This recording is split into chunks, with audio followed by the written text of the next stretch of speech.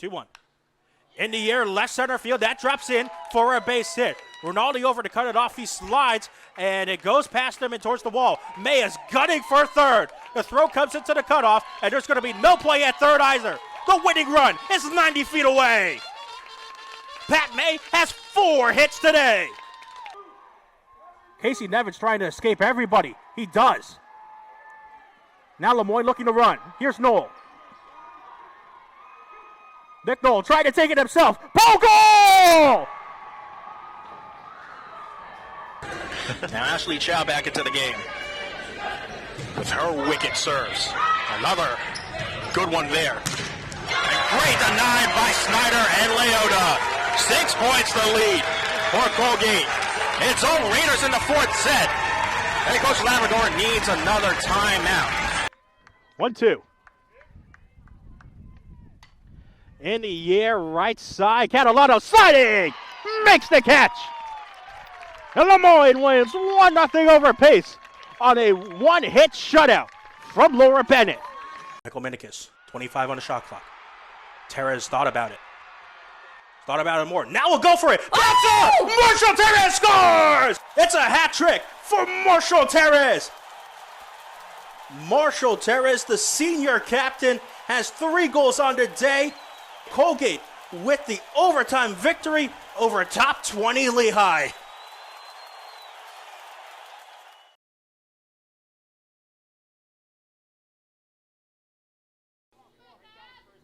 Like the switch hitter batting left as runners on first and second.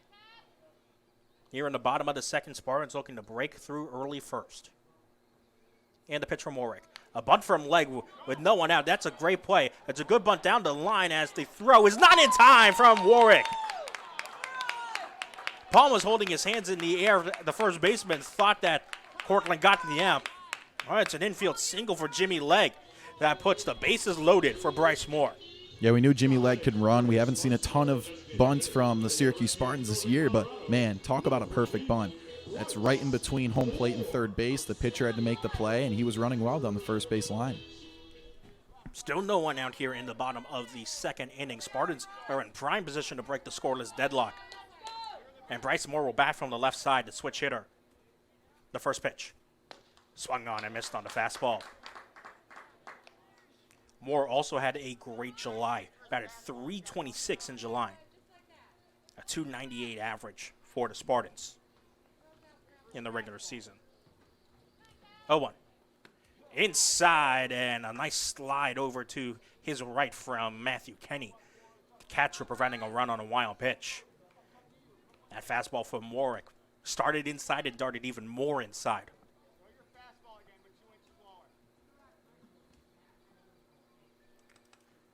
Roots on third, Hogue on second, Legg on first, speed on all the bases. As the next pitch is a soft pop-up in the air down to third baseline. Kirchberg again a dive. Did he make the play? Not quite. Mason Kirchberg is laying his body on the line today. As I said, it's worth applauding the effort, but 2 tries now that he's completely laid his body on the line. He can't get an out yet.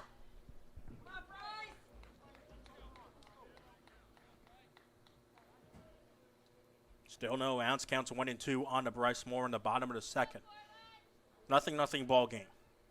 And time called by Carmen Parati, the home plate umpire. Spartans struck first in the 4th inning in game 1. Couldn't turn that into a win. And they strike first here in the bottom of the second. 2-1. 1-2 is another pop-up foul to the backstop. And it will stay at 1-2.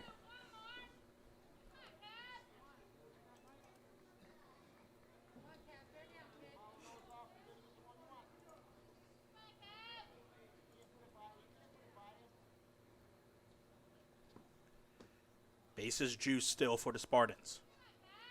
Warwick set at the chest. And the sidearm pitch is a soft liner. Past the diving glove of Palma. Tanners cuts over. Throw to first in time to Warwick just to get the out. But a run does come home for the Spartans. Roots scores. And the Spartans are up 1-0. Moore does what he needs to do. Just got to run in. Yeah, his job was just to put the ball in play. They could have drove in a run, and he nearly got the single out of it. Nonetheless, he walked away with the first RBI of the game. Great at-bat from Moore. Everyone moves up a bag as well, as that's only the first out. But Bryce Moore will take the RBI to put the Spartans on top first. A good play there from Jacob Tanner as well to back up that the first baseman Palma, who couldn't quite make the grab on a diving effort. But here's Robert Johnston now. And the first pitch is a foul ball off the butt of his bat.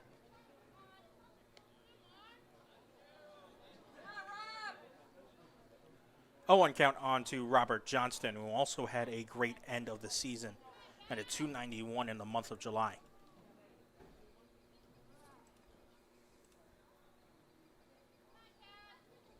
Oh, 1 is a foul ball just off the top of the bat. Going 2 now. Hogue on third, leg on second. With just 1 out in the bottom of the second. A run already home for the Spartans as they're up 1-0. And the sidearm pitch is a pop-up in the air foul. And out of play. We've seen Warwick mainly just work with that sidearm pitch that's somewhere between a sidearm and a three-quarter release. More like a 10 o'clock release. But really, that's the only release point he's been showing. He hasn't shown too many of the submarine pitches after that first inning. As the next pitch is another ground ball. That goes to Palma. He'll step on the first base bag and decides about to throw it home, but can't make it. And so another ground ball RBI for the Spartans gives them a 2-0 lead. Situational baseball for the Spartans, working out wonders. Get guys on and bring them in. They don't care if they're hits. It's a really good start. Just some situational hitting from the Spartans.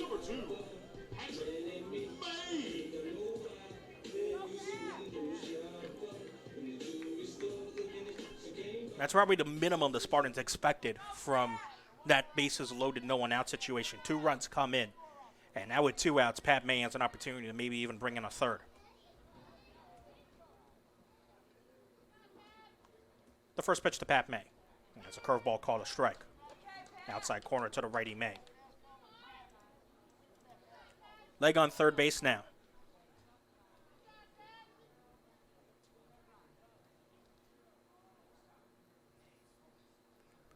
As Warwick is set and the pitch. As a changeup that's in the zone for a strike, as May couldn't pull the trigger. 0-2.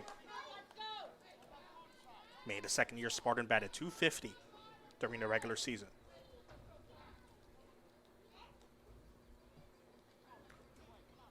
Two 2-0 Spartans lead in the bottom of the second. 2 outs, runner on third. And Warwick's delivery is a line drive in the air, left field, and it drops in front of Marriott for a base hit. Leg comes home to score, and it's 3-0 Spartans here in the bottom of the second.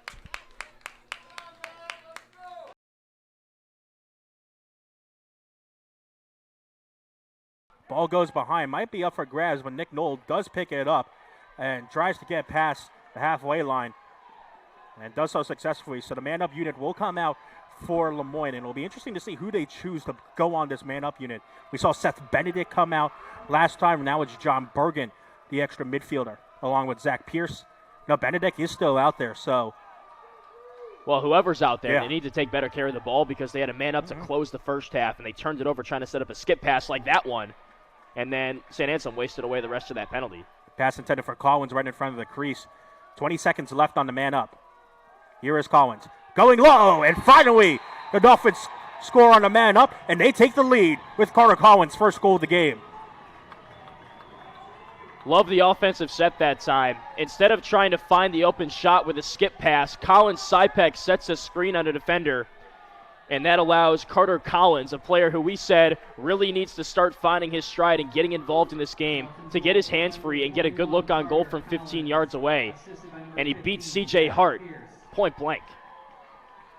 Collins finally finding the back of the net. How important is that goal in the complexity of this game as A.J. Capiro gets a face-off win here in the second for the first time. You would have loved for him to win the previous face-off on that man down. But also an immediate turnover here. Great job by the Lemoyne defense as Casey Nevins takes it across the timeline. Kind of loses the ball intended for Andrews, but Devin Andrews picks it back up. I really thought St. Anselm would be the instigator in this second half because they had the lead coming out of the break, seeking their first NE10 championship, trying to beat Lemoyne for only the second time in school history. But instead, it's been Lemoyne, that, you know, defending national champions, that have really taken initiative here in the second. Great screen here. Pierce, hands free! Colin Sipek with another huge screen to free up, this time, Zach Pierce. And now it's a 2-goal lead for the Finns. Yeah, you said he's not going to get an assist in the stat sheet, but he put his body on the line, took the brunt of that contact. And Zach Pierce is so good. He's so quick, so shifty. Right to left dodge. All he needs is a split second, and he fires it past C.J. Hart. He's been unbelievable. We mentioned it in the second half. We haven't seen a lot of horizontal dodging coming from the Dolphins. That's really their first opportunity, and a great screen from Sipek frees up Pierce. And now it's a 2-goal lead as Will Palmer shoves Nick Knoll from behind. But luckily, picked up there by Mattia. This is trouble time, too, for St. Anselm, because they're really having trouble not only winning the faceoffs, but on that previous play, winning the faceoff, then turning it over, trying to get it into the offensive end. This is what we mentioned at the beginning of the game, the faceoff discrepancy between Capiro really taking his first faceoffs full time in his collegiate career against a very experienced unit, whether it's Curry or Mattia. Bergen getting around Palmer, and the bouncer was wide. If you're Palmer, you can't allow Bergen to get topside there. You got to stay on top of him. That was a great look. Yeah, there's a reason why Bergen's on the man-up unit, because he can fire it from distance like that. Collins up top. Step down for Andrews. Not quite hitting the target there. This offense is coming alive. Yeah. Didn't really see this level of execution and really ball movement. Yeah, so much momentum here from Lemoyne in the second half. A lot of credit to Dan Sheehan and his staff for setting the right messages at halftime. Yeah, I mean, there's a reason why he's won 6 national titles, right?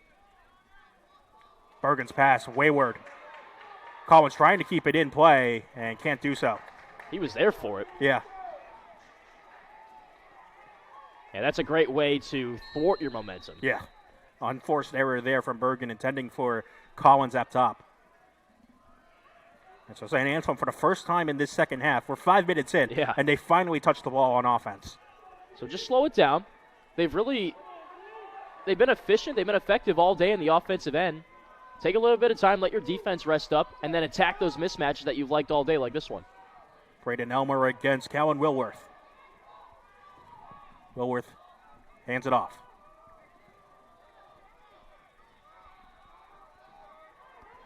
Wilworth stops on a dime.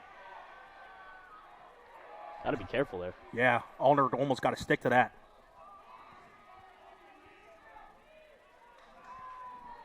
Larson up top. Has Noel guarding him, but 30 seconds left. Not the same pace we saw from the St. Anselm offense in the first half. And something to keep in mind, too, is we saw Mike Brandow on the medical table on the far side of the field at halftime. We haven't seen him yet in this second half, so other guys like Noel are going to have to step up at LSM. 15 to shoot for St. Anselm. They haven't gotten a shot off in this offensive possession. Great defense from Elmer again against Wilworth. Larson's got time running out. Got to run against Noel. 5 seconds. Free shot for Wilworth. It's right on to Delia. Oh, Callan Wilworth was all alone in front of Delia. And the NE10 goalkeeper of the year makes a great stop. And a flag flies on Noel. Jack Andrews wins the penalty against Nick Knoll. Both of them coming up a little worse for the wear on that. And you already mentioned that the long stick midfield depth for Lemoyne's a little bit lacking if Mike Brandow can't go.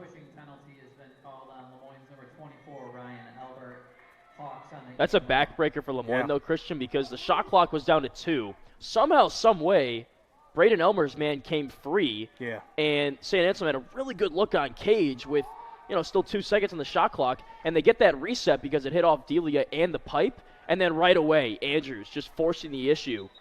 Gets a shot off and then draws that penalty. But it really should have been a defensive stop for Lemoyne. And it's Ryan Albert who's called for the push with possession. He'll sit for 30 seconds as Lemoyne goes on the man down. St. Anselm on the man up for the first time today. It's only 30 seconds, so not a lot of time for St. Anselm to work with it on the 6-on-5. Larson looking for options. has one.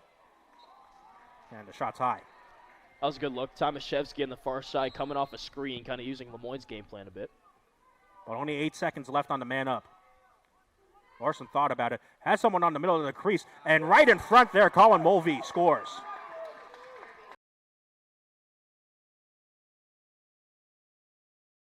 It's been a good season for Navy in terms of a bounce back, especially after back and forth trials and tribulations in the Patriot League. Finished 13-13 overall, 8-8 in conference.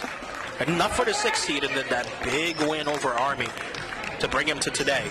Right now they find themselves down 2-1 to the number 1 seed in Colgate. We'll see if that momentum that Colgate had in the 3rd set carries them through.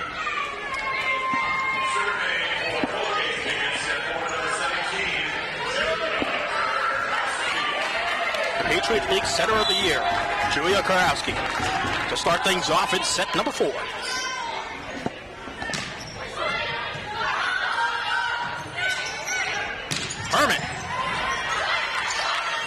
Herman still struggling to find a kill. Leota's not.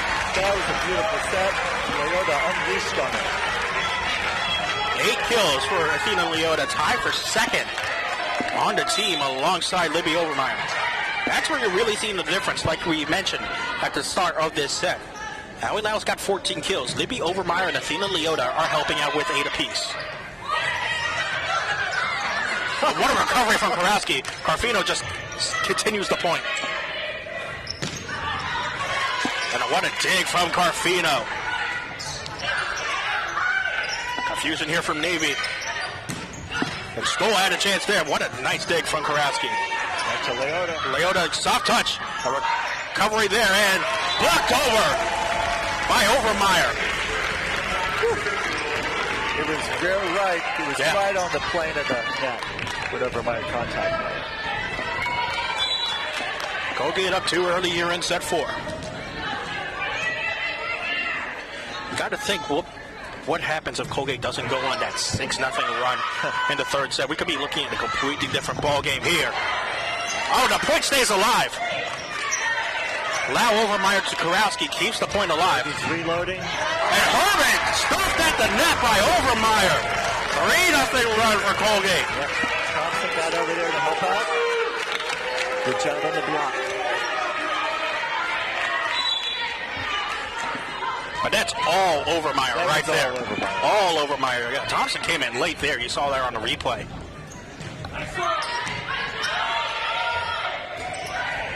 Stoll to try again. That dig from Karowski is beautiful. As Carfino sets up Leota. And her attempt is long or wide. Yeah. Way long.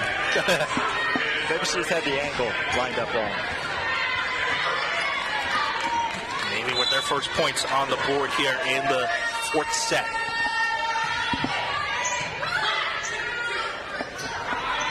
Overmeyer. There's that hard sound of the ball that Ryan Baker loves from his outside hitter. She found an opening. And it was Overmeyer who was serving that really started that 6-0 run in the 3rd set. Her serve here. Gray. Great job from Carfino to watch that go wide.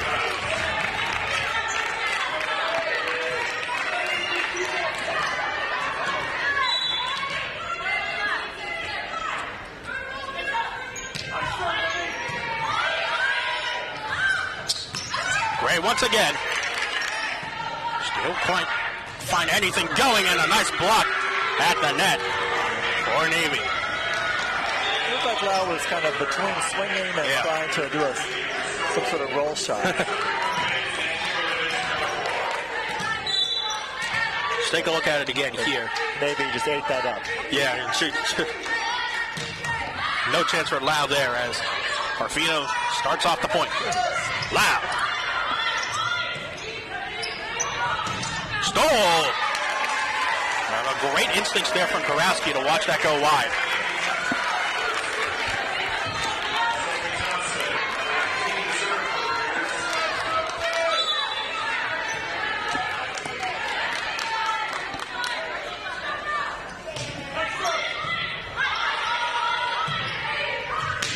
Stoll. Oh, what a dig from Karowski. As Altergott sets up Lau, and a dig from Lynch is great as well. And Gray finally gets a kill. Powered it through, right between the hands of Leota. She's really deserved that after all the attempts she's gotten in this game. Yeah. An off day for Cammie Herman, an off day for Jamie Llewellyn. It's the next woman up for the midshipmen. And it's Taylor Gray who's answered the call.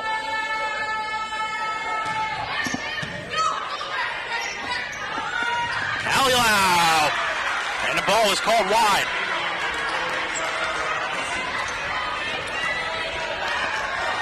Bit of a run here for Navy, trying to get back into this fourth set. Colgate's lead down to 2. Up as high as 4 earlier. Good serve. And Leota has to set it up for Lau. Navy keeps it alive. Gray's attempt a little too soft there, but it gives an opportunity for Leota. Nice cross-court action there by Leota. Double-digit kills for Athena Leota.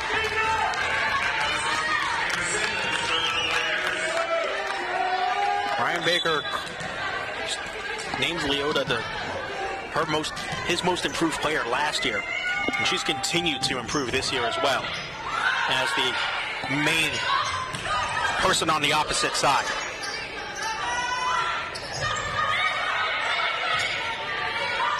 Bodman on the slide. Lau. Falling down with Stoll, but Gray here. Altergott right there, and Karowski! Fourth kill for Karowski! Did it again. Proving that the last time it wasn't luck.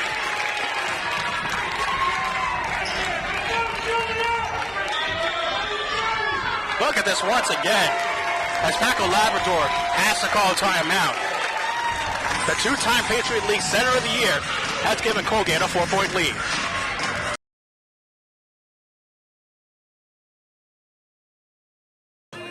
And for the Orange, the task is monumental. Set down the 1-2-3 in the Duke lineup here in the top of the 7th. If Syracuse is going to pull off the biggest upset of its season, they're going to have to earn it right here. Jamison Cable, Deja Davis, and Rachel Crabtree. And if I'm Coach Depking, there isn't another pitcher I'd rather have in that circle. Kaya Oliver has been electric these past few weeks. Can she lead him to the promised land and get him 3 more outs? Jamison Cable up first. Squares the bunt, and it goes foul just outside of the left-handed batter's box. That bunt shows you the desperation of this Duke squad right now. She's the 6th best hitter in the ACC, and you're having her bunt to get on base. Came into this weekend series as the 2nd leading hitter in the ACC. Now hitting with a .411 average coming into today's game, but Jamison Cable has been held to an 0-for-3 line today. I like this movement here by Coach Diepping to talk about a potential bunt right here. It's really going to be on Jude Padilla at the end of the day to field the ball. It's going to be very tough for Kai Oliver to travel all over from the circle to a bunt attempt. And the communication has to be on point here because you do also have a good fielding third baseman in Rebecca Clyde. That's what she's in for her defense. So do let her take a charge at a ball as well.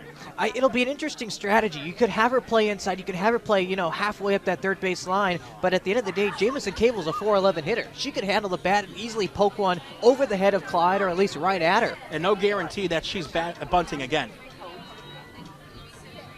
A fly out to center, a ground out to Clyde at third, a ground out to Caceres Mayer at short. That's Jamison Cable's line. And like you said, coming into today, the 6th leading hitter in the ACC. Just to remind you. 0-1. No bunt, but the changeup freezes Cable. Perfect placement by Kaya Oliver. Nothing Cable can do right there, and a credit to this SU squad. Cable's 0-for-6 in this series. One of the most dangerous hitters in the ACC. Ground ball to Caceres Mayer. Throw to first, in time. 1 gone in the 7th. Once again, Nelly Caceres Mayer proving herself, the 5th-year veteran. She knows the stakes of this game. She knows they're 3 outs away from a top 12 victory, and to field the ball, get up and toss a sidearm laser to first base. Really shows how great of a defender she's become in her time at SU. Jamison Cable has come to the plate 8 times against Syracuse this weekend, held hitless as Deja Davis comes in. Go SU! Another changeup perfectly placed for a strike. Davis got into scoring position 2 times today on a hit by pitch and on an error by Gallipo, the first baseman. But Davis 0 for 3, excuse me, 0 for 2.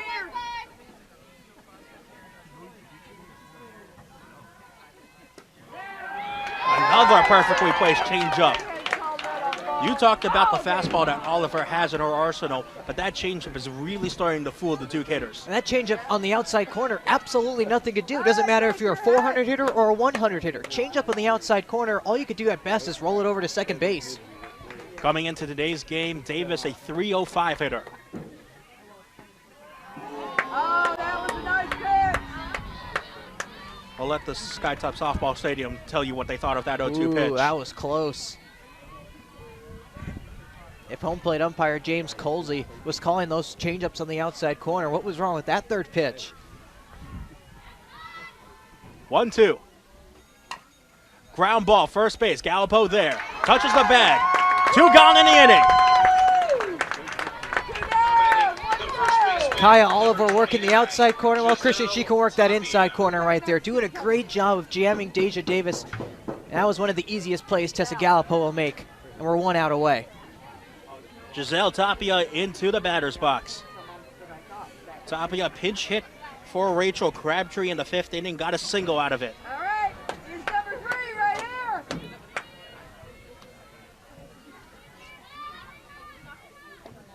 Hey! Oliver can't find the zone on the first pitch. And if you're Kaya Oliver, I know you got to induce the weak ground ball on the inside pitch, but Tapia can easily turn on that one and send it to right field like she did in her last at-bat.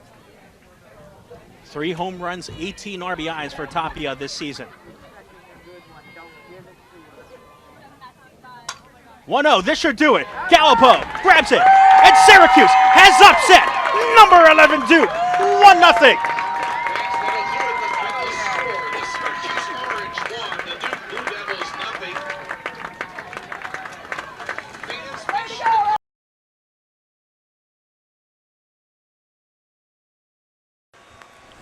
Not much threat, though, for the Colgate defense so far.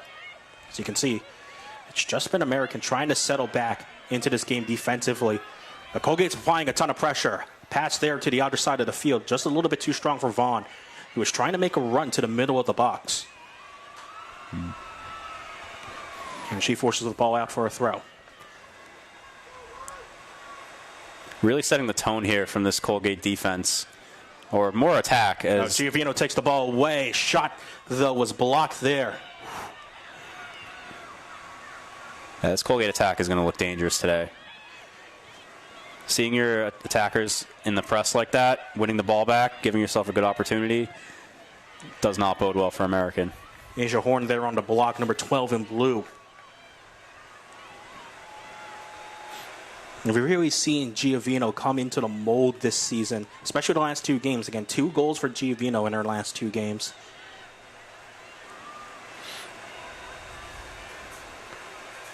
Vaughn, preseason player, preseason all-league pick.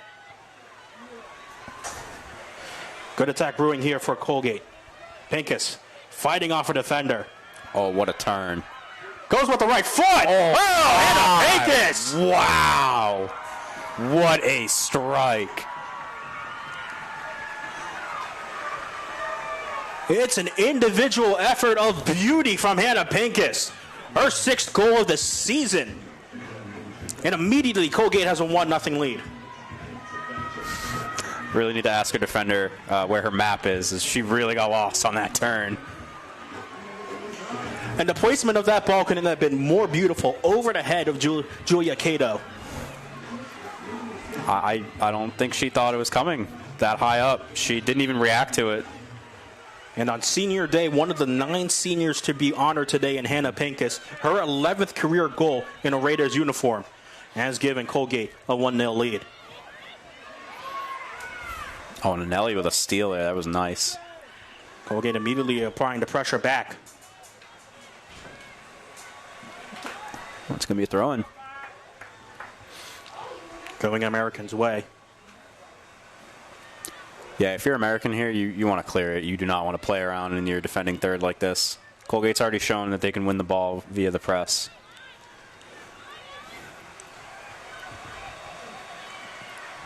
This midfield has just taken so many balls away from American. We haven't seen any of the American attackers really get a touch or a comfortable touch here on the ball. Interceptions like Merritt Smith right there, just giving the Raiders so much possession in their attacking third. Yeah, it could be a little bit of nerves to start this game out. You always have a bit of nerves when you travel. You have most of the day to think about it while you're sitting by yourself or with a couple people on the bus. And remember, this game was supposed to start at 2 o'clock this afternoon, but there were thunderstorms here in the Hamilton area. But however, this game now pushed back to 7 o'clock tonight, our start time. Definitely beats the alternative. You'd rather play in this than play in the full rain that we had earlier. It was not pretty conditions earlier today.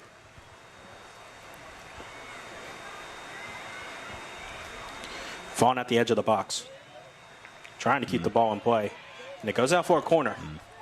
And we know what the leg of Ruby Diodati does on corner kicks. You wouldn't expect that all the time from a center back, but Ruby Diodati delivers some excellent set pieces with her right foot. Yeah, she really does. The Americans had a bit of a problem this year in conceding corners, as they're getting out corner kicked, I suppose, by about 12. And it wears on you after a while. Ball in, looking for Pincus at the top of the box, and now he chases it down. The more you get to see how Americans going to defend your corner kicks here for Colgate, the more you're going to get creative and really try to get people loose. American just can't get the ball in their own attacking half, let alone the attacking third. It feels like the ball has just been on the left side of the pitch throughout the entire game, Dylan. Yeah, Colgate has a very strong left side of their attacking formation, and just in general so far, this press has been suffocating. Another turnover. Amano trying to find a Puzzi. The ball just goes back to Smith. Not a bad run there from Nicole Puzzi. He doesn't make too many of those offensive runs. Here you expect Pincus, Six, and White to make those runs. Showed it there with her 6th goal of the season earlier. Now Nelly. Big saving tackle there just to get the corner kick. Another corner. Forced there by Sylvia Prepetit. Corners really let you set the tempo of your offense here. Really let you sit on it, give yourself some time to think, really suffocate American out of the ball. And this is the common corner setup that Colgate uses. 2 players right at the edge of the goal line. It's Vaughn and Giovino right there, and then 4 players at the edge at the top of the box. So options plenty for Diodati. You see how Americans defending this. Everybody's standing stationary with their backs to the runners coming out on the outside of the box. Warren clears it away once again, and Nelly chases after the corner kick. Amano tries a shot from distance and took a deflection. And good reflexes there from Cato to read the deflection and settle the ball in her arms. And finally, American get a touch in the Colgate attacking half. American bringing up the right side again. And, yeah, she was offsides most of that play. That's Tate Jordan, the leading goal scorer for American, 11 in blue. Just a little offsides there.